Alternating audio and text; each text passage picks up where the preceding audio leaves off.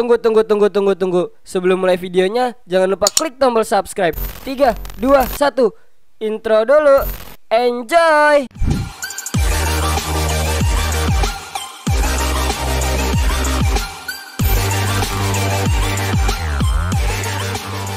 Yo, what's up semua? Balik lagi di Asir ID. Jadi kali ini gue lagi mau nge-build PC dengan Intel terbaru, yaitu Intel Core i5 generasi 12 gitu. Jadi di sini udah ada tulisannya. Dia itu generasi 12600 KF. Jadi 12 di sini tuh menandakan kalau dia generasi 12, dan KF di sini tuh menandakan kalau K-nya itu overclocking dan F-nya itu dia belum integrated GPU. Kenapa? Karena gue udah punya GPU, jadi menurut gue ya gue mendingan beli KF aja daripada beli K yang harganya lebih mahal. Tapi dia udah integrated GPU, cuman GPU-nya tuh nggak kepake juga karena gue udah pakai yang discrete GPU. Jadi mungkin video dari prosesor atau unboxing prosesornya bakal gue bikin video terpisah. Karena sekarang gue lagi mau ngebahas video dari motherboardnya dulu gitu. Di sini gue menggunakan motherboard MSI Z690A DDR4. Kenapa gue di sini pakai DDR4? Karena ya DDR5 masih mahal coy, harganya masih menurut gue belum worth it lah dibeli. Dia masih harganya tinggi banget, masih 2 kali lipat dari RAM DDR4 gitu. Jadi DDR5 tuh masih mahal. Jadi gue di sini pakai DDR4 aja. Dan di sini gue menggunakan chipset dari Z690 yang mana dia tuh udah support dengan Intel i5 generasi 12. Jadi di sini udah tulisannya dia support Intel i5 generasi 12 dan garansi produk dari WGP selama 3 tahun. Dan alasan lagi kenapa gue membeli motherboard ini ya karena harganya lebih murah gitu. Jadi dia Z690 yang menurut gue murah lah, maksudnya dia udah chipset yang paling tinggi 690 tapi harganya tuh masih di 3 jutaan. Sedangkan ada yang tipe B660 dia harganya 3 jutaan juga gitu. Dan padahal di B660 itu chipsetnya jauh lebih rendah daripada Z690 ini. Tapi mungkin yang di harga 3 juta B660 itu memiliki fitur yang jauh lebih banyak dan build quality yang jauh lebih bagus daripada Z690. Dan karena gue lebih mengutamakan dari fitur-fitur performa dari sebuah motherboard, jadi di sini gue milih aja yang Z690 ketimbang B660. Dan sekarang kita lihat di bagian belakangnya. Jadi di sini tuh yang udah support tuh ada robust power design dan ada 2 kali CPU power. Jadi dia bisa connect support maksimum 60 ampere 70 atau 70 watt power delivery. Itu gede banget sih.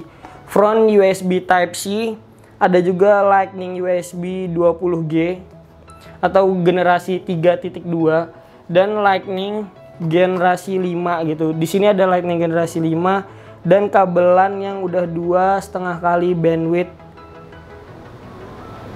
Dan dia juga udah dilengkapi dengan S10 heatsink design, M.2 shield process. Nah, yang berguna juga di sini udah ada flash BIOS. Buat kalian yang nggak tahu flash BIOS itu apa, jadi misalkan ketika kita mau nge-upgrade BIOS dari suatu motherboard, biasanya kita memerlukan sebuah CPU yang support dengan BIOS tersebut. Tapi di motherboard ini kita bisa nge-flash BIOS tanpa ada CPU itu gitu. Karena menurut gue itu cukup ribet gitu. Karena gue pernah pengalaman ada suatu motherboard yang nggak support dengan suatu CPU. Jadi gue harus ngirim motherboard gue ke penjualnya dan gue minta buat dia upgrade BIOS agar gue bisa menggunakan prosesor yang terbaru lagi gitu. Dan di sini udah ada support generasi 12 core Intel prosesor gitu dan Pentium Gold and Celeron prosesor. Dia di sini menggunakan soket LGA 1700 Intel Z690 chipset.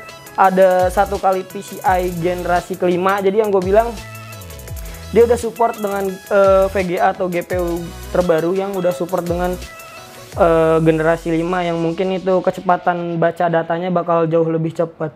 Dan di sini juga udah ada tulisannya kalau ada 1 PCI generasi ketiga kali 16 dan support AMD Crossfire teknologi, DisplayPort dan lainnya lah pokoknya. Sekarang kita buka aja motherboardnya. Jadi seperti ini packaging dari motherboardnya. Ini ukuran ITX kalau nggak salah deh. Kalau nggak salah ya, gue lupa deh, MITX atau ITX. Pokoknya ini ukuran yang sedang gitu. Karena motherboard ada yang ukurannya kecil dan ada yang ukurannya gede. Ada juga yang ukurannya sedang. Wow. Jadi ini dia penampakan dari motherboardnya.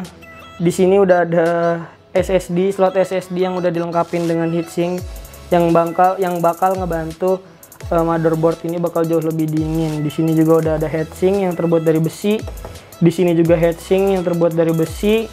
Dan yang menurut gua paling berguna tuh di sini udah ada 2 slot M.2 generasi keempat. Gila. Kalau buat kalian yang nggak tahu, SSD generasi keempat itu biasanya memiliki kecepatan baca dan menulis sekitaran 5000 Mbps. Tapi gue juga masih belum bisa buat beli SSD itu karena menurut gue harganya masih terlalu mahal. Karena generasi keempat itu SSD-nya harganya masih di 2 kali lipat daripada generasi sebelumnya. Nah di sini motherboardnya nih yang tadi gue bilang, di sini ada flash BIOS. Di sini udah ada, oh ya nggak kelihatan lagi. Nah di sini nih yang gue bilang. Jadi ini adalah flash BIOS-nya.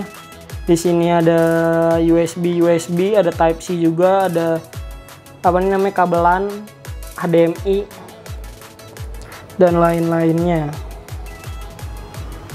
Mungkin itu aja sih yang menurut gua. Di sini juga ada slot RAM. Di sini slot RAM-nya tuh walaupun 4 tapi dia masih support di dual channel, belum quad channel. Karena RAM yang memiliki performa di quad channel tuh biasanya RAM yang memiliki channel sampai 8, sedangkan itu baru 4. Dan sini kita dapat back panel nanti buat nutupin itu. Di motherboard ini juga belum ada RGB-an sih. Maksudnya di motherboardnya nggak ada RGB, cuman buat koneksi MSI Mystic Light dia udah support. Di sini kita dapat 2 kabel SATA. Di sini juga dapat baut buat motherboard. Di sini dapat baut lagi. Di sini dapat baut lagi, gue nggak tahu sini baut apa. Dan di sini kita dapat quick installation guide-nya, cara memasang motherboard dan lainnya. Cuman nanti gue bakal bikin video ngerakit di sini, jadi kalian stay tune aja di channel gue. Jadi kita bisa ngeregistrasi produk MSI kita di sini. Dan kita juga dapat DVD drive, cuman ini menurut gue udah nggak kepake sekarang anjir. Siapa yang komputernya masih pakai DVD drive? Sekarang udah teknologinya udah internet semua.